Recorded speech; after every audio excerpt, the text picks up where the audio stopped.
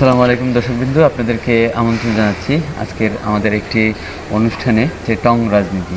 আমাদের আজকের এই টং রাজনীতির অনুষ্ঠানের প্রধান অতিথি সাফায়েত সুজন ভাই। ওনাকে আমন্ত্রণ জানাচ্ছি আজকের এই টং রাজনীতি অনুষ্ঠানের মূল আলোচক হিসাবে। সুজন ভাই, কেমন আছেন? আলহামদুলিল্লাহ, ভালো আকাশ ভাই, আপনি ভালো আছেন?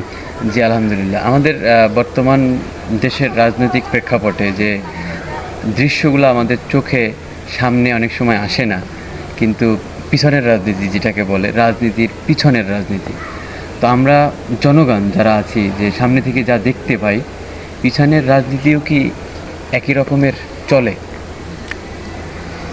আসলে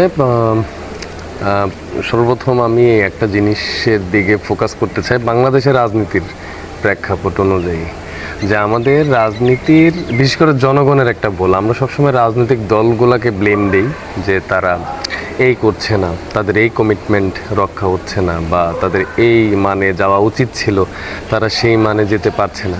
কিন্তু জনগণের একটা মানে জনপ্রতিনিধির চাইতে জনগণের সংখ্যাটাই তো বেশি, সুতরাং ভুলটা যদি বেশি হয় তাহলে জনগণের ভুলটাও বেশিই হবে। জনপ্রতিনিধির ভুলও যদি থাকে, জনগণের ভুলটাও বেশি। আমাদের আসলে একটা সবচেয়ে বড় সমস্যা হচ্ছে আমরা প্রতীককেন্দ্রিক রাজনীতিতে বিশ্বাসী। যেমনটা মনে করেন, আমি যদি আওয়ামী লীগ করে থাকি তাহলে আমি নৌকাকে চিনি, আমি যদি বিএনপি করি তাহলে আমি ধানের শীষকে চিনি, আমি যদি জামাত করি তাহলে আমি দাঁড়িপাল্লাকে চিনি। তো এই দাঁড়িপাল্লার আন্ডারে বা এই ধানের শীষের অধীনে অথবা এই নৌকার মনোনয়নের অধীনে যেই মানুষগুলা দাঁড়ায়, আমরা সেই মানুষগুলাকে বিবেচনা করতে পারি না। বিবেচনা করার কথা কার? অবশ্যই জনগণের। আমরা যদি সঠিক মানুষটাকে সেখানে পাঠাতে না পারি, এটার দোষ যতটুকু তার চেয়ে বেশি আমার, কারণ তাকে পাঠিয়েছি আমি।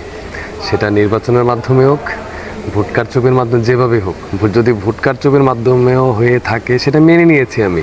এটাও আমার অন্যায়। অন্যায় যে করে এবং অন্যায় যে সহে, আমরা ওই সময় আমাদেরকে অন্যায় আসলে চাপিয়ে দেওয়া হয়েছিল, অন্যায়কে সহ্য করার না, আসলে চাপানোর কথা বলতে অবস্থায় নিয়ে গেছিল যে আপনাকে এই অন্যায়গুলো সহ্য করতে হবে।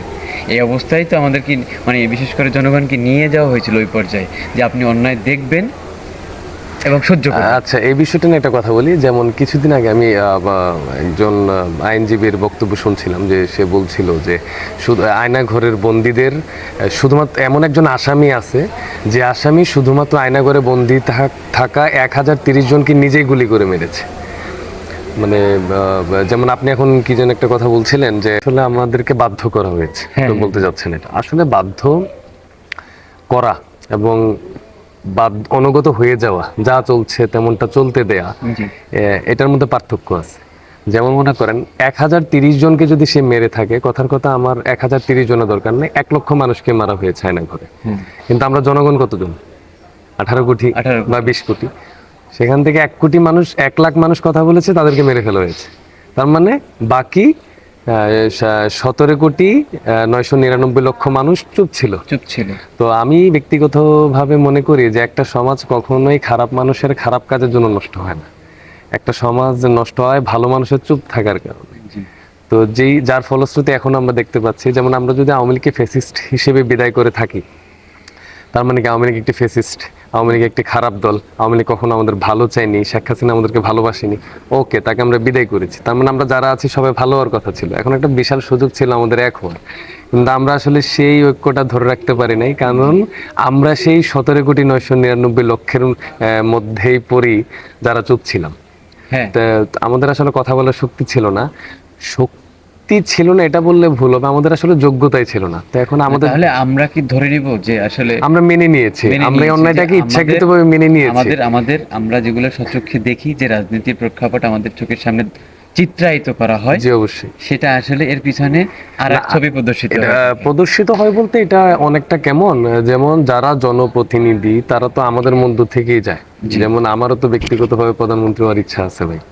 তার মানে আমি যখন প্রধানমন্ত্রী হব, কথার কথা আমার বয়স 2000, আমি যদি আওয়ামী লীগকে ফ্যাসিস্ট সরকার হিসেবে ধরে থাকি তাহলে 2008 সালে, কথার কথা আমার বয়স 1 বছর, তাহলে আওয়ামী লীগ 17 বছর সময় কাটিয়েছে, তাহলে আমার বয়স 17 বছর। তো আমি 17 বছর তাকে দেখে বড় হয়েছি, বা আমার বয়স তখন 17 ছিল, আমার উঠতি বয়স, আমি আওয়ামী লীগের 17 বছরে 34 বছরে পদার্পণ করেছি, 17, তাহলে আমি আওয়ামী লীগের উঠতি বয়সে আওয়ামী লীগের এই জিনিসটা আমি শিখেছি। এটা জি। বিএনপি যা করেছে 2001 96 আওয়ামী লীগ যা করেছে 2001-এ বিএনপি এসছে 2000 সালে, তখনও আমরা যারা বড় হয়েছি বিএনপি দেখে বড় হয়েছে। হ্যাঁ, এর একটা প্রভাব সবার মধ্যে পড়ে, আমি যা আছে দেখবো এবং তা থাকবে। শিখবো, এটার একটা প্রভাব সবার মধ্যেই আছে। আচ্ছা। যেমন আমি যদি এখন আরব আমিরাতে কোনো জনগণ হতাম বা আরব আমিরাতে মানুষ হতাম, তাহলে অবশ্যই আমি নিঃসন্দেহে জুব্বা পরে হাঁটতাম জি। বা ইয়ে পরে হাঁটতাম। তো যা মানুষ দেখে তার কিছুটা হলো কিছুটা না, শিখবে। বড় অংশই তার ভিতরে আসে। তো আসলে আমরা এগুলো দেখে আসছি যে সে চুপ আছে আমিও চুপ থাকি, সে কিছু বলে না। যেমন আমি আপনাকে একটা ছোট উদাহরণ দিই, যেমন আমাদের পর্যটন নগরী, আমার নিজের শহরের কথা বলি, কক্সবাজারের কথা বলি, মেনে নেওয়ার বিষয়টা, হ্যাঁ। যে অন্যায় মেনে নিতে সে আমাকে বাধ্য করছে অথবা আমি নিজেই বাধ্য হয়ে যাচ্ছি। কেমন? যেমন আপনি দেখবেন এই যে আমাদের সিটি কলেজ, কক্সবাজার সিটি কলেজের সামনে একটি ফুটওভার ব্রিজ করা হয়েছে, জি। এবং আমাদের যে ঘুনগাছতলা বলে নুনিয়ারছড়া রাস্তার মতো এখানে একটি ফুটওভার ব্রিজ করা হয়েছে। আমার মনে হয় না যে দুইটি ফুটওভার ব্রিজে শুধুমাত্র উঠতি বয়সী ছেলেদের মানে গাঁজা সেবন ব্যতীত অন্য কোনো কাজে দুইটা ফুটওভার ব্রিজ মানে লাগছে কিনা আমি আজ পর্যন্ত বলতে পারবো না। আমি বা কেউ যদি বলে যে না এই দুইটা ফুটওভার ব্রিজে আসলেই মানুষ চলাচল অভ্যস্ত না, বলতে এটা এই যে এই ফুট ওভারব্রিজ দুইটার কথা যে আপনি বললেন, এটা আমি মানে 100% বিশ্বাস করি, কারণ এই দুইটা তো যে উদ্দেশ্যে বানানো হয়েছিল সেই উদ্দেশ্যে আসলে এই কাজে লাগে উদ্দেশ্যে না, কাজে লাগে না, বা কাজে লাগে নাই বলতে এটা আসলে কখনো কাজে লাগবে প্রয়োজন কেন কেন লাগবে না আমি আপনাকে বলি। যেমন সিটি কলেজ থেকে অপর দিকে সাইফুল কমিউনিটি সেন্টার এবং এটাকে বলে কিং অফ কক্স একটা কমিউনিটি সেন্টার, জি। কলেজের ছাত্রদের কমিউনিটি সেন্টারে কোনো কাজ নেই, না। তাদের সব যে রাস্তা পারাবার। হ্যাঁ। আর সিটি কলেজে যে সকল ছেলেরা আসে এমন না যে চট্টগ্রাম ঢাকা রাজশাহী এমন কোনো জেলা না, সবাই শহরের ছেলে, সর্বোচ্চ বা আরেকটা উপজেলা থেকে এসে পড়তেছে, তারও এখানে এমন কোনো দূরত্ব নাই যেতে তাড়াহুড়ো করে রাস্তা পার হতে হবে, ফুটওভার ব্রিজ দিয়ে ওই দিকে গাড়ি পাবেন, অ্যাভেলেবেল গাড়ি পাওয়া যাবে, Right. প্রয়োজন ছিল না। কিন্তু আমাদের সমস্যা হচ্ছে আমরা এটা মেনে নিয়েছি, যে কেউ হয়তো বলেছে যে এখানে একটা ফুটওভার ব্রিজ দেওয়া উচিত, এখানে একটা ফুটে, হ্যাঁ ম্যাডাম আপনি যা করছেন ভালো করছেন, হ্যাঁ ভাই আপনি যা করতেছেন ভালো করতেছেন, মানে আমাদের ভিতরে আসলে কি বলবো, সহজ বাংলায় বলি দালালের প্রবণতাটা বেশি, যে আপনি যা করতেছেন ভালো করতেছেন।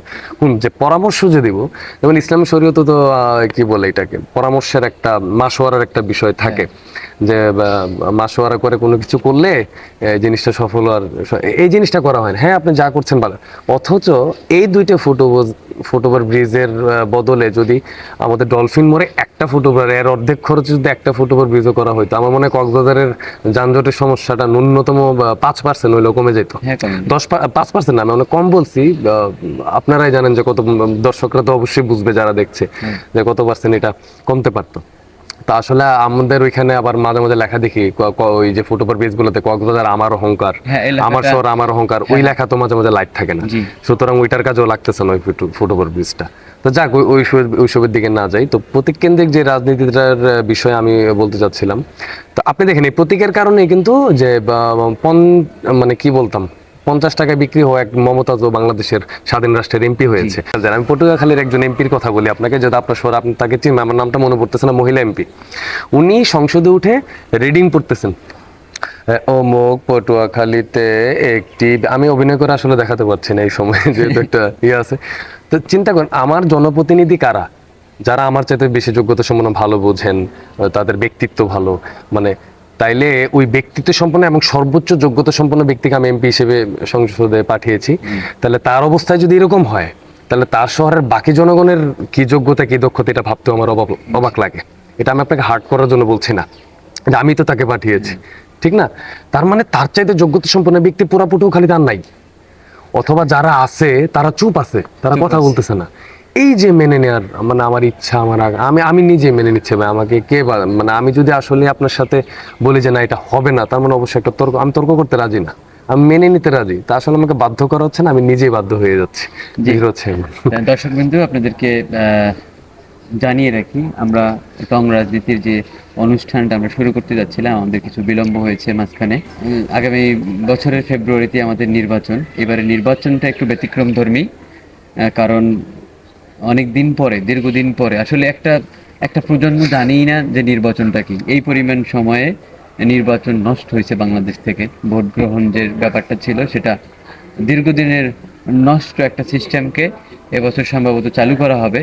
সেই উৎসাহ উদ্দীপনা এখন পাড়া মহল্লায়, চায়ের দোকানে, রেল স্টেশনে, সব জায়গায় ব্যাপকভাবে আলোচিত হচ্ছে, যে সিস্টেমটা বন্ধ ছিল দীর্ঘদিন, যে কোনো রাজনীতির কথা বলা যাবে না, মানুষের ভিতরে একটা ভয় ছিল যেগুলো থেকে চুপ থাকো, বিরত থাকো, এগুলো বলিও না, অনেক রকমের অনেক কিছু ধৈর্য ধারণ করে মানুষের জীবনযাপন করা, এই মানুষগুলাই এখন সগৌরবে যে কোনো স্থানে বসে, যে কোনো জায়গায় বসে অন্যায়ের প্রতিবাদ করতে ব্যস্ত থাকে। তাই আমরা এই মানুষদেরকে নিয়ে বলাকা টেলিভিশন একটি অনুষ্ঠানের আয়োজন করেছে, টং রাজনীতি। টং রাজনীতি আপনাদের কাছেও আসবে ইনশাল্লাহ, যে কোনো সময় যে কোনো স্থানে। ভালো থাকুন, সুস্থ থাকুন, আল্লাহ হাফিজ।